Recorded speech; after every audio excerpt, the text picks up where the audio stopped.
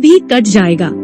एक बार एक राजा की सेवा से प्रसन्न होकर एक साधु ने उसे एक ताबीज दिया और कहा कि राजन, इसे अपने गले में डाल लो और जिंदगी में कभी ऐसी परिस्थिति आए कि जब तुम्हें लगे कि बस अब तो सब खत्म होने वाला है, परेशानी के भंवर में अपने को फंसा पाओ, कोई प्रकाश की किरण नजर ना आ रही हो, हर तरफ निराशा और हताशा हो, तब तुम इस ताबीज को खोलकर इसमें रखे कागज को पढ़ना। उससे पहले राजा ने वह ताबीज अपने गले में पहन लिया।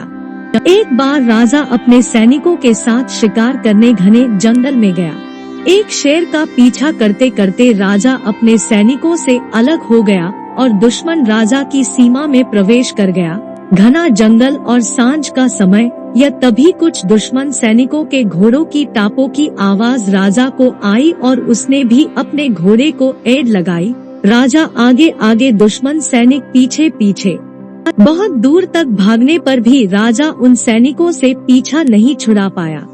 भूख प्यास से बेहाल राजा को तभी घने पेड़ों के बीच में एक गुफा सी दिखी। उसने तुरंत स्वयं और घोड़े को उस गुफा की आड़ में छुपा लिया और सांस रोक कर बैठ गया। दुश्मन के घोड़ों के पैरों की आवाज धीरे धीरे पास आने लगी। दुश्मनों से घिरे हुए अकेले राजा को अपना अंत नजर आने लगा। उसे लगा कि बस कुछ ही क्षणों में दुश्मन उसे पकड़कर मौत के घाट उतार देंगे। वो जिंदगी से निराश हो ही गया था कि उसका हाथ अपने ताबीज पर गया और उसे साधु की बात याद आ गई। उसने तुरंत ताबीज को खोलकर कागज को बाहर निकाला और पढ़ा। उस पर्ची पर लिखा था, यह भी कट जाएगा। राजा को अचानक ही जैसे घोर अंधकार में एक ज्योति की किरण दिखी, डूबते को जैसे कोई सहारा मिला। उसे अचानक अपनी आत्मा में एक अकथनीय शांति का अनुभव हुआ। उसे लगा कि सचमुच यह भयावह समय भी कट ही जाएगा, फिर मैं क्यों चिंतित हूँ।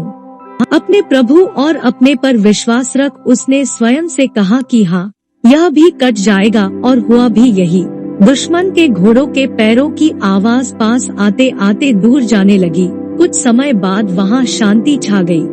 राजा रात में गुफा से निकला और किसी तरह अपने राज्य में वापस आ गया। यह सिर्फ किसी राजा की कहानी नहीं है, यह हम सब की कहानी है। हम सभी परिस्थिति, काम, तनाव के दबाव में इतने जकड़ जाते हैं कि हमें कुछ सूझता नहीं है।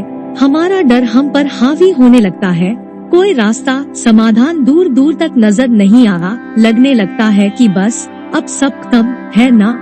जब ऐसा हो तो 2 मिनट शांति से बैठिए, थोड़ी गहरी गहरी सांसें लीजिए, अपने आराध्य को याद कीजिए और स्वयं से जोर से कहिए, यह भी कट जाएगा।